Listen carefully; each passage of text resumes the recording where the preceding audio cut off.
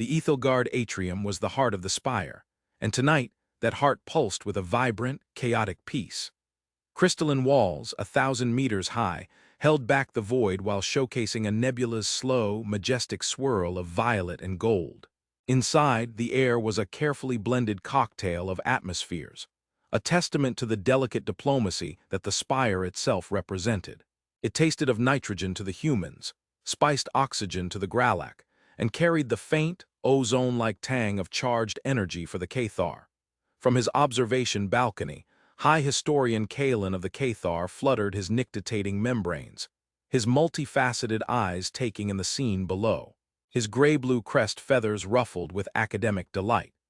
The gala was a living tapestry of the galactic compact, 100 species mingling in a celebration of the 200th cycle of the armistice of Cygnus X1. Towering, insectoid tholians debated trade routes with diminutive, silicon-based Forsythians who communicated in shimmering light patterns. Gelatinous oozelites quivered with laughter, their joke forms rippling across their bodies. It was, Kalen mused, the galaxy's greatest triumph, organized, cooperative coexistence. And at the center of it, as they so often were these days, were the humans. He focused a lens on their delegation. They were the newcomers, barely 3 centuries on the galactic stage, yet they had integrated with an uncanny speed. They were soft, fleshy, and tragically vulnerable, unarmored, with exposed sensory organs and a distressingly fragile skeletal structure. Yet they moved through the galactic corridors of power with an assurance that belied their physical mediocrity. Ambassador Eva Rostova was a prime example. Kalen watched as she stood with Orenvis, the hulking commander of the Gralak Protectorate. Orenvis was a predator, a being of pure, intimidating physicality. He stood over 2.5 meters tall, his body a fortress of overlapping, obsidian-colored scales. His jaw, filled with serrated teeth, was capable of shearing through durasteel plating. His every movement was a declaration of dominance. And yet, Ambassador Rostova, a creature less than half his mass, held his complete attention. She was smiling, a gesture Kalen had studied extensively. In many species, the baring of teeth was a threat. In humans, it was a complex signal of appeasement, joy, and invitation. It was disarming. Her head was tilted, her posture open, her hands gesturing gracefully as she spoke. Orenvis, whose species communicated hierarchy through stillness and guttural vibrations, was leaning down, his massive head cocked in a bizarre imitation of human attentiveness. "They are charmers," came a soft, melodic voice beside Kalen. It was Lyra, the Cygnian emissary. She was willowy and graceful, her pale skin emitting a soft, pearlescent light that brightened and dimmed with her emotional state. Her people were empaths, a species of prey that had survived by becoming masters of reading intent. They build bridges with words and laughter. A remarkable evolutionary strategy, Kalen chirped, his crest smoothing in agreement. They lack natural armor, venom, or overt physical prowess. So they have perfected social cohesion as their primary survival tool. Their pack-bonding instinct is the strongest I have ever catalogued. The proof was everywhere. Human engineers were laughing with Voltan mechanics, their respective species having warred for a decade before human mediators brokered a lasting peace. A human child, no older than 8 standard years, was playing a game with a young Gralak, a strange, lopsided affair of tag that somehow didn't end in the smaller creature being devoured. The human child would run, squealing with mock terror, then turn and chase the Gralak, whose rumbling chuckles sounded like rocks grinding together. Predator and prey, playing a game where the roles were reversed. It was the human way, to defang the universe with familiarity. Orenvis, down on the main floor, found the human ambassador intriguing. Her arguments were not logical in the cold, hard way a Gralak understood. They were wrapped in layers of anecdote, emotion, and appeals to a nebulous concept she called mutual benefit. It was inefficient, yet effective. "So you see, Commander," Rostova was saying, her eyes twinkling under the atrium's holographic star field, "a shared sensor grid through the Cathar Nebula benefits you as much as it does us. You get early warnings of nomadic raiders, we get data on stellar nurseries. It's not about trust, it's about efficiency. My people trust in the thickness of their hulls and the range of their cannons, Ambassador," Orinvis rumbled, though the words lacked their usual dismissive force. This small, soft creature was persuasive. He found his own predatory instincts calmed by her presence, which was an unsettling sensation. He was a Gralak. His instincts were never calm. Colonel Marcus Thorne, Rostova's military attaché, stood a few paces away. He was a stark contrast to his ambassador. Where she was warm and fluid, he was all sharp angles and disciplined stillness. He watched the crowd with an unblinking gaze that Orinvis, as a fellow warrior, could grudgingly respect. It was the gaze of a sentinel, but a sentinel guarding what? A flock of flightless birds. Orinvis snorted internally. Humans were clever, yes, formidable. No, they were negotiators and traders, not fighters. Their greatest weapon was a well-worded treaty, and then it happened. It was not a sound. It was not a flash of light or a tremor in the deck plates. It was a change in the very fabric of the moment, an event defined by its profound lack of sensation. Ambassador Eva Rostova was in the middle of a word. The word was opportunity. The op sound had left her lips, her mouth perfectly formed to shape the rest of it, and there it froze. Her smile did not vanish, it was petrified on her face. Her eyes, a moment before sparkling with intelligent humor, became utterly vacant. They were no longer looking at Orinvis. They were looking through him, focused on something distant, something no one else could see. Orinvis took an involuntary step back. His subdermal plates tingled with a sudden, inexplicable alarm. He scanned the room. Nothing. The Cathar were still chirping, the Tholians still gesturing. No threat. But then he saw Colonel Thorne. The man hadn't moved a millimeter, but his entire being had transformed. The placid sentinel was gone. In his place stood something ancient and lethal. His posture was coiled, a spring of violent potential. His eyes were the same as his ambassador's. Fixed, empty, yet piercing. Kalen on the balcony saw it too. His sensitive auditory sensors registered a minute, almost subliminal shift in the room's acoustics. He looked down and saw the ambassador's frozen expression. Curious. A minor human neurological event, perhaps, a seizure. But then he saw the colonel, and then he saw the human engineer laughing with the Voltan. The laugh was caught in his throat, his face a mask of mirthless muscle. The human child playing tag had stopped mid-stride, one foot in the air, her face turned away from her Gralak playmate, her wide, innocent eyes now as hard and cold as chips of ice. Every single human in the Ethelgard atrium, the ambassador, the colonel, the engineers, the waiters, the tourists, the child, had frozen. 112 of them, in perfect, instantaneous synchrony. The ambient noise of the gala began to falter. A Cathar near Kalen stopped mid-sentence, his crest flaring in confusion. A Forsythian's light pattern flickered erratically. The first alien to notice was a Gralak guard near the door, who let his plasma rifle clatter against his scaled chest as he stared.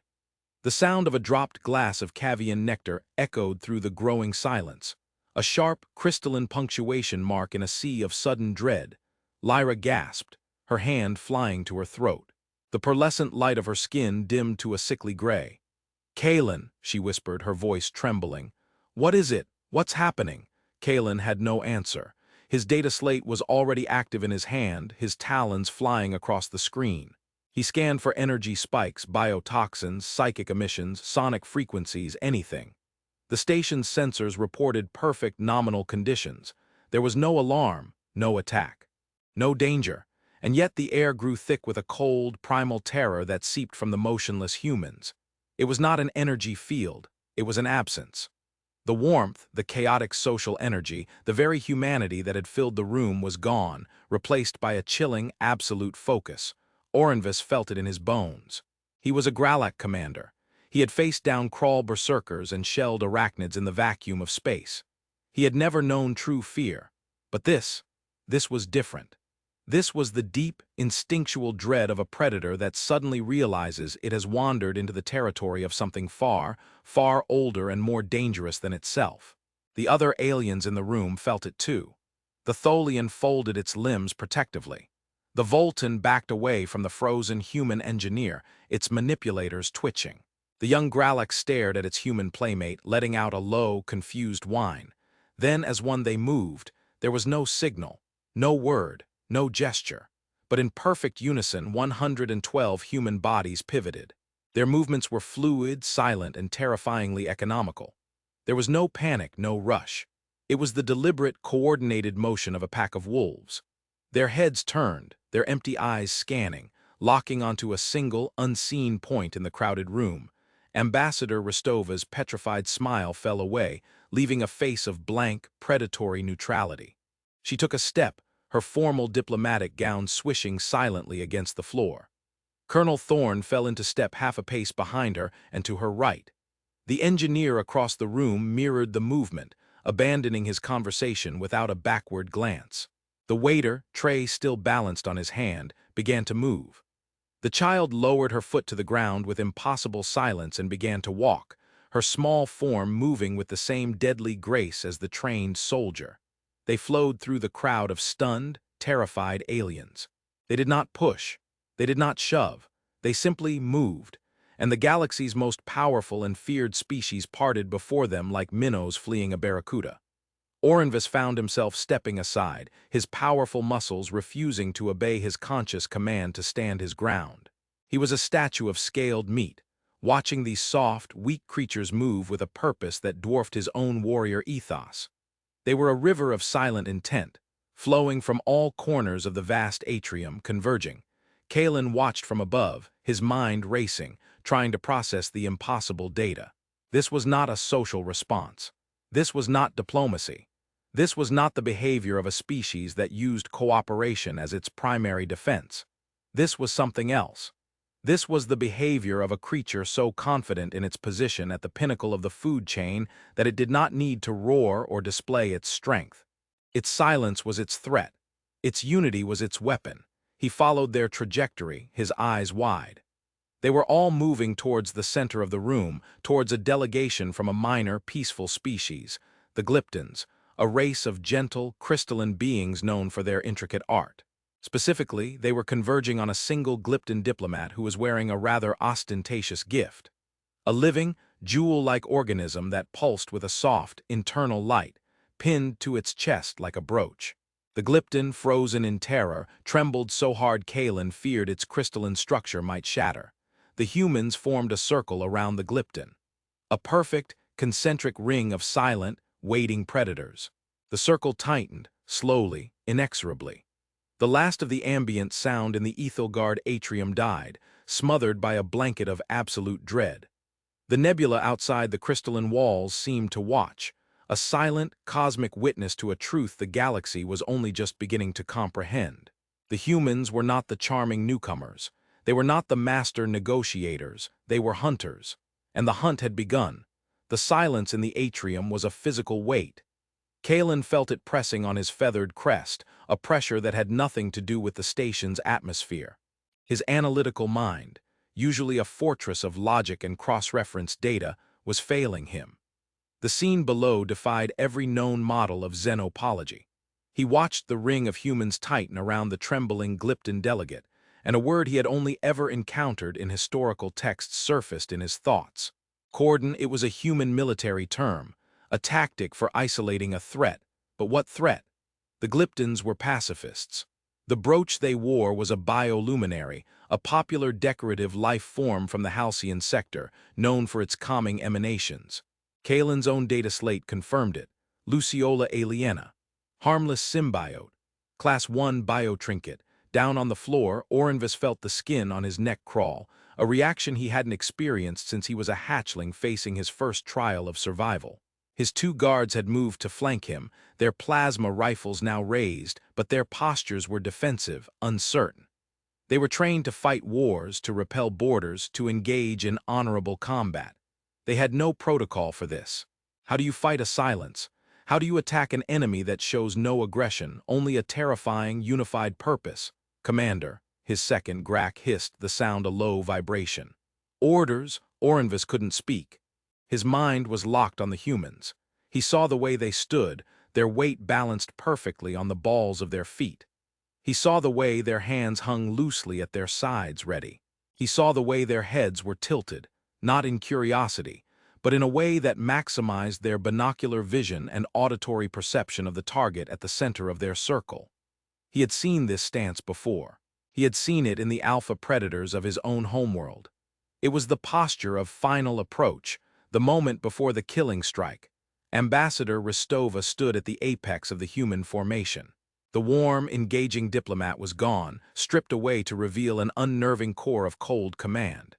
She raised a single hand, not in a gesture of peace but as a signal. A halt. The circle stopped its inward progression, maintaining a distance of precisely 3 meters from the terrified Glypton. Then she spoke. Her voice was unrecognizable. The melodic cadence was gone, replaced by a flat, clinical monotone that cut through the silence like a scalpel. "Delegate Zorn," she said, the words perfectly articulated, devoid of any emotion. "Do not move. Do not attempt to communicate. Do not touch the life form on your chest." Glypton Zorn emitted a series of high-pitched chimes, the sound of pure panic. Colonel Thorne stepped forward, moving with a liquid grace that was horrifying in its efficiency. He stood beside Rostova, his gaze fixed on the glowing brooch. "Ambassador," Orenvis finally forced his voice out, the sound a low growl that caused nearby aliens to flinch. "What is the meaning of this? You are terrorizing a delegate of the Galactic Compact. Stand down, or I will be forced to intervene." Rostova's head turned to face him. It was a slow, deliberate motion. Her eyes were still empty, but they held him in a gaze that felt like a physical weight. There was no defiance in her look, no anger. There was nothing. It was the dispassionate focus of a biologist observing a specimen.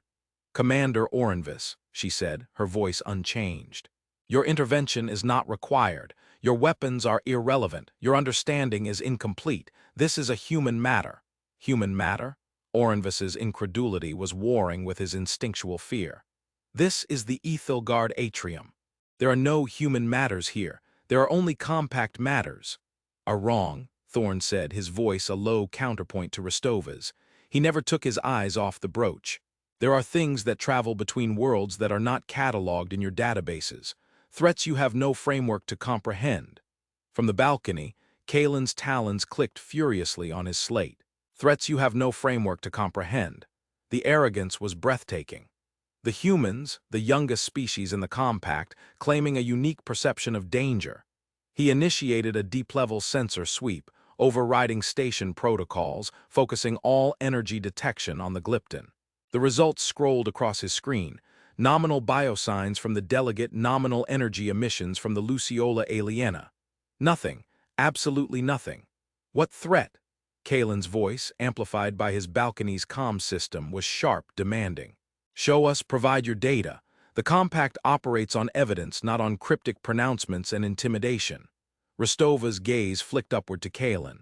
For a fleeting second, he felt as if he were a field mouse spotted by a hawk. "Evidence," she repeated, the word tasting like an alien concept on her tongue. "Our senses are the evidence. We feel it, a pressure, a violation, a presence that is wrong."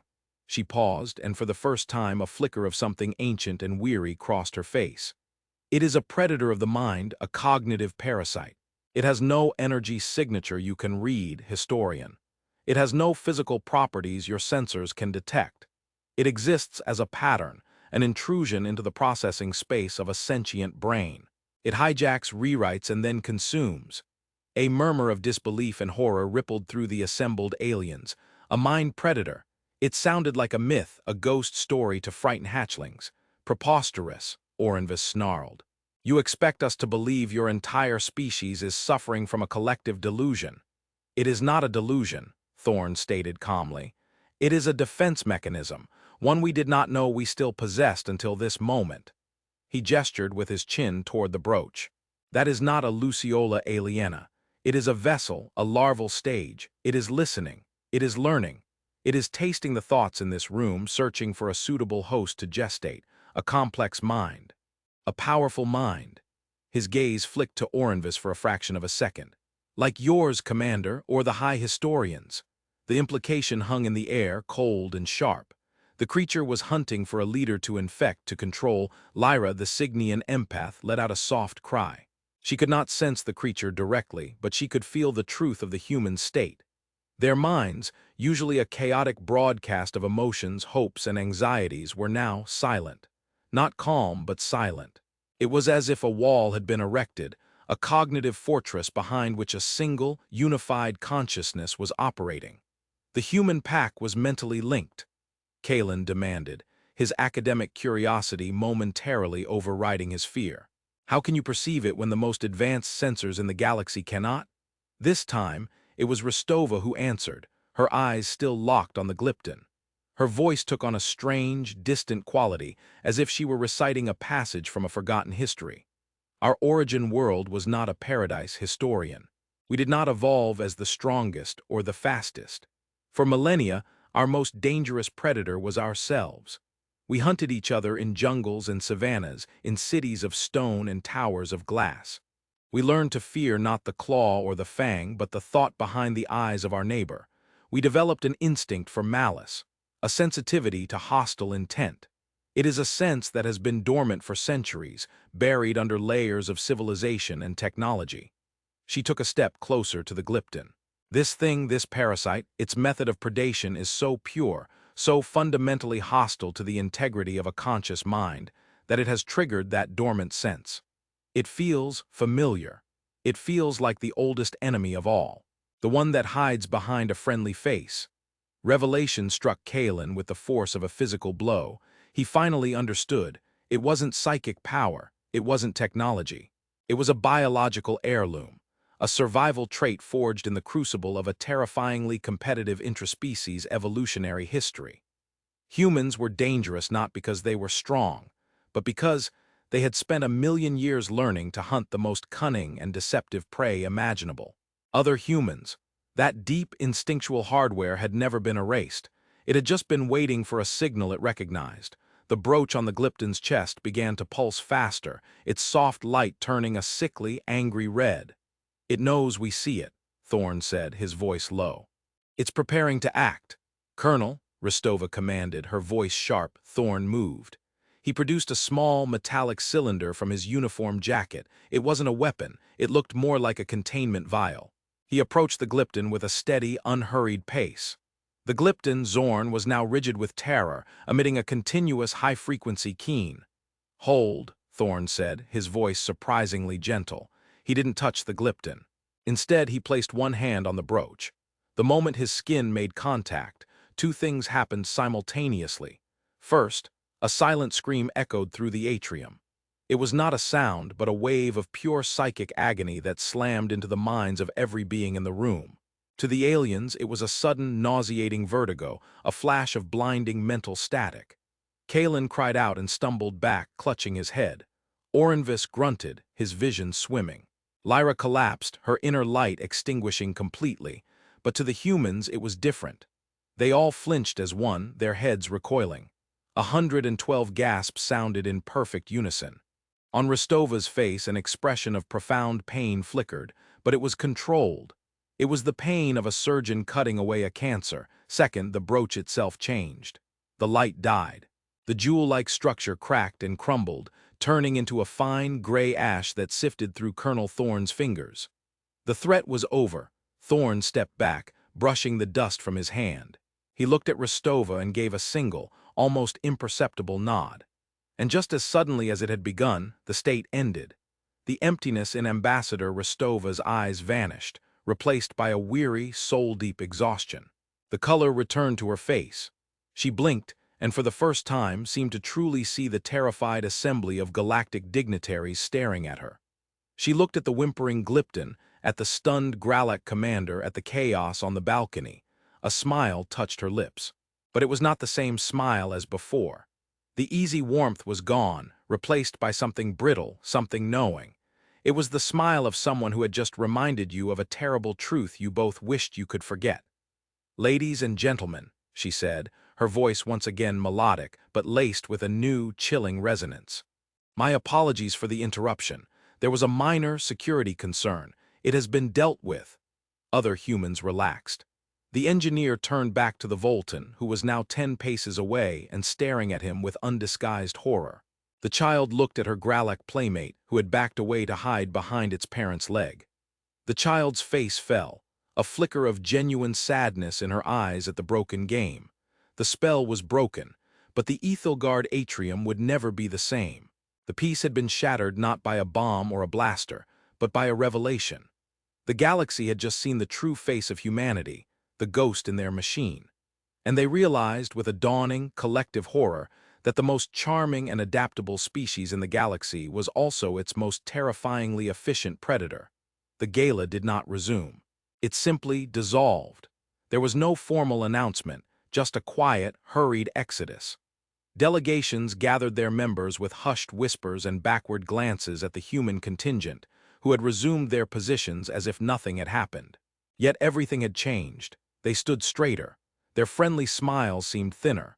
Their eyes, once full of guileless curiosity, now held a deep, ancient stillness. Orenvis did not retreat with the others. He strode across the now empty floor, his heavy footfalls echoing in the cavernous space.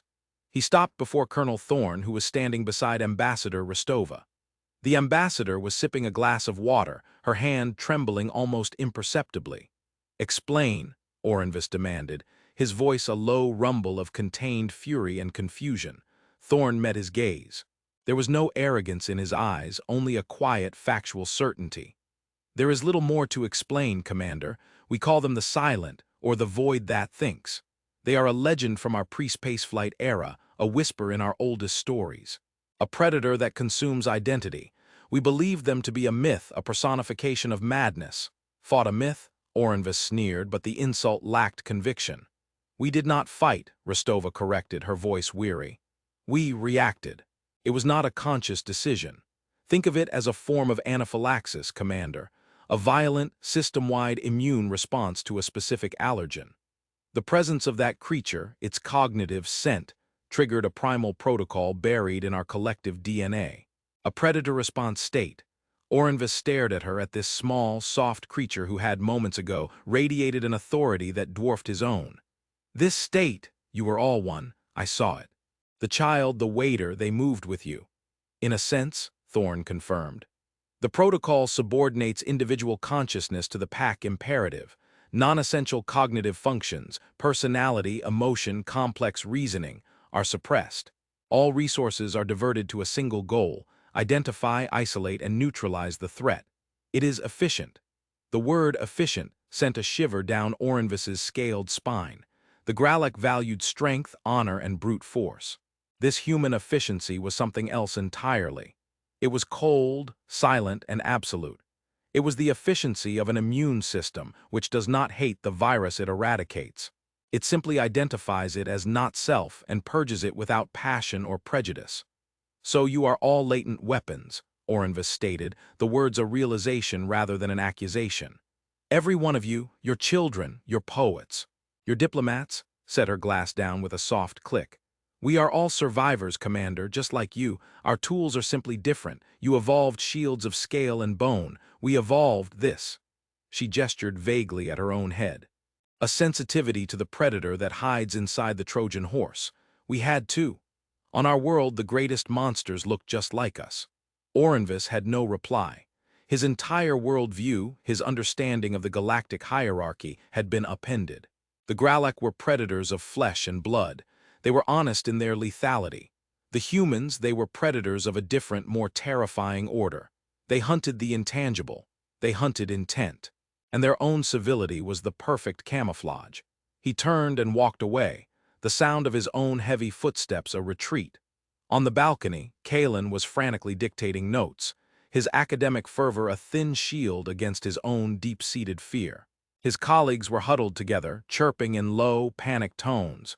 "Their social cohesion isn't a weakness," Kalen dictated, his voice trembling slightly. "It's the sheath for the sword. It's the mechanism that allows them to function as a civilized species, to suppress this horrifying instinct. But the instinct is always there, waiting." He looked down at Ambassador Rostova, who was now speaking into her comlink, her face a mask of strained diplomacy. He zoomed in on her profile, on the elegant curve of her jaw, the soft texture of her skin. He tried to see the charming diplomat he had admired just an hour ago. He couldn't. All he could see now was the perfect predator, a creature whose deadliest weapon was its ability to make you believe it wasn't a threat at all. Lyra had been escorted back to her quarters. The Cygnian delegation had requested her immediate recall. For an empath, being near humans was now unbearable. It was like living next to a dormant volcano. The surface was peaceful, green, inviting. but you could now feel the silent, unimaginable pressure of the magma churning just beneath the surface. Every human smile was the stretching of a predatory maw. Every handshake was a test of strength. Every friendly conversation was a hunter studying its prey. In the week that followed, the incident at the Ethelgard atrium sent shockwaves through the galactic compact. Coded communiques flew between star systems. The Gralak Protectorate pulled its fleet back from a shared patrol zone with the human navy, citing internal reviews. Trade negotiations with human corporations were quietly and indefinitely postponed. Species that had once eagerly sought human mediation in their conflicts now fell silent, preferring ancient hatreds to the unnerving presence of the new arbitrators. Humanity was not censured. They were not sanctioned. No formal accusation was ever made. How could it be? They had, by all accounts, saved the atrium from a subtle and devastating threat. They had acted as the galaxy's immune system. But no one thanks a disease for fighting off another. They were simply isolated. Kalen found himself at the center of the storm. As the highest-ranking academic present, his report was the foundation upon which the new galactic understanding of humanity would be built. He sat in his study, the star charts on his wall seeming to mock him. He had spent his life studying species, defining them by their biology, their history, their technology. But how to define humanity? He pulled up a file he had been studying before the gala, a collection of archaic human literature. He had found their myths and philosophies fascinating. He scrolled through the text, his eyes landing on a passage from an ancient philosopher, a human named Nietzsche. He read it once, then again, the translated words sending a chill through his avian frame. He who fights with monsters should look to it that he himself does not become a monster. And if you gaze long into an abyss, the abyss also gazes into you. Finally understood. Humanity hadn't just fought monsters, they had become them to survive. They had stared into the abyss of their own predatory nature for so long that they had taken it into themselves. That was their strength, and that was what made them so terrifying.